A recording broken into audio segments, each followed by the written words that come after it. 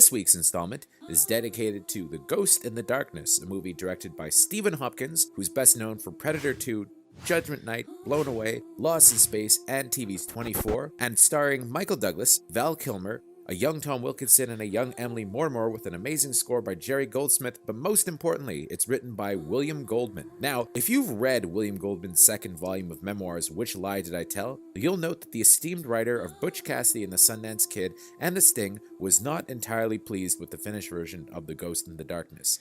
This was a passion project of his, and it's about a British engineer, played by Val Kilmer in the film, who travels to Africa circa 1900 to complete a railroad project that's been plagued by delays. While there, he's horrified to discover that his native workers are being picked off one by one by a pair of man-eating lions. Now, everything up to this point is actually based on a true story. Here's where the fiction kicks in. Ill-equipped to deal with the almost supernaturally deadly lions, he enlists the aid of a famed American hunter, played in the film by Michael Douglas, with a tortured past. That, of course, is an invention. Now, this is where it started to be a bit of a problem. You see, The Ghost in the Darkness was a passion project of Goldman's. He based it on the real Tsavo Man-Eaters, who are actually now on display at the Museum of Natural History in Chicago. He wound up having a lot of problems with the finished film, and the big sticking point to him was Michael Douglas. Michael Douglas was always on board as the producer, but in the end he ended up playing the character Remington, who was originally the character Redbeard and was designed for Sean Connery or Anthony Hopkins. As they went into production, they were not able to get either of these two men to take the part, so Douglas stepped in out of necessity. However, once he was cast in the part, it had to be beefed up, as Michael Douglas was a major star at the point, just coming off of Disclosure and Basic Instinct. And Douglas apparently insisted on rewrites that Goldman thinks ruined the film. In his words, as written in the book, Michael decided to play the part himself. My initial reaction was delight. He is a major star. He gave the movie all the weight it would need. He also ensured against any catastrophe that this movie would get made. More than that, I knew the script was protected because I had spent hours and days with him going over and over it, and I knew he understood what the strengths were, but shit, as we all know, has a way of happening. Now, Goldman's original script may well have been a masterpiece, and the movie probably would have been better with Connery or someone else in the part, and also perhaps somebody else instead of the miscast Val Kilmer, who struggles with an Irish accent. You must go home and tell the wives of the men who died working here that you fled with the others because you could not master your fear. But the fact is, the finished film is pretty damn good, and even Goldman's feelings on the movie have improved somewhat in recent years, with him recently admitting that director Stephen Hopkins, who never really broke through to the A-list, did a great job directing it. While mostly treated as something of a footnote in Douglas's long and storied career, I've noticed that The Ghost in the Darkness has a lot of fans. In fact, years ago when I was moving, some movers happened to see the DVD in my collection and told me what a great movie they thought it was. Most of the fans listening to this, I presume, are probably like me, having seen the movie in theaters as a 14-year-old, and I found the idea of Michael Douglas and Val Kilmer hunting lions in Africa pretty damn exciting. In 1996, this was considered a prestige movie, even getting a late fall release, but it wound up bombing both financially and critically, with Val Kilmer getting a Razzie nomination for his performance, although it did get one Oscar nomination for Best Sound Editing, and I can tell you, having seen it in the theaters, the sound for this movie was absolutely amazing.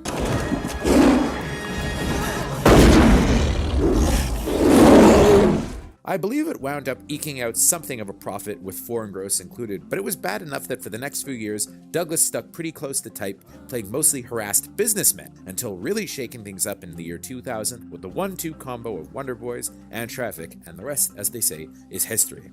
Now, why is The Ghost in the Darkness great? For me, there's something about the old-fashioned pageantry of this movie that just appeals to me. It's kind of Out of Africa meets Jaws, and there's no way that a movie like this would be made on the same scale nowadays as it was in the 90s. At the time, Michael Douglas was one of the biggest stars in the world, and Val Kilmer was just coming off of Batman Forever, so the studio probably thought they had a huge hit on their hands. While it didn't do very well at the box office, it's developed an appreciative following over the years, and it's a damn exciting, grounded thriller with amazing sound design and an incredible score by Jerry Goldsmith, one of my all-time favorite composers.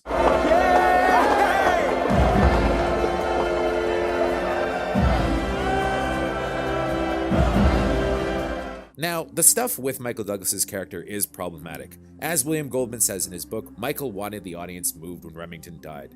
That's what I think was at the heart of the changes, and the best way to do that was to win sympathy for Remington. What he succeeded to do was in destroying him. To be fair to Goldman, he has a point now about Remington's character being too prominent. Michael Douglas is actually off-screen until the second half of the film, and used somewhat sparingly considering how big of a star he was at the time and that he has top billing. But there's a scene in the movie that's just as bad as William Goldman says it is, which is when Douglas has to spout off some clunky exposition which reveals how he lost his family in the Civil War.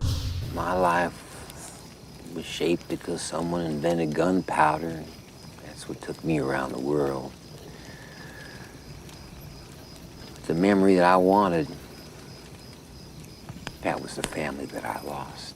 It humanizes a character that should have been mysterious and larger than life, and probably would have stayed that way if Connery or Hopkins had played him. Val Kilmer also seems like a bad choice for Patterson, the Irish engineer. The part was originally written for Kevin Costner, who also probably would have been miscast, to be honest, and I have no idea why Paramount was so dead set on an American playing the part. A guy like Pierce Brosnan, who was just coming off of Goldeneye and is actually, I don't know, Irish, could have killed in the part. And that was it. It was as simple as that, really. Kilmer is wooden here, and you could see why he never quite made it as a leading man, especially when Douglas is on screen with him, because Kilmer, for his part, is just blown away by the charismatic actor. Even still, the movie is magnificently shot and edited, with some terrific action scenes and a fun high-adventure vibe throughout. I really love these kind of old-fashioned adventure films, and the supporting cast is full of big character actors who went on to become big names, like Emily Mortimer as Kilmer's wife, Tom Wilkinson as his boss, and Lord of the Rings' Bernard Hill as the requisite cynical safari doctor. John Caney, who recently showed up as Black Panther's doomed father in Captain America Civil War, also steals scenes as the cynical African foreman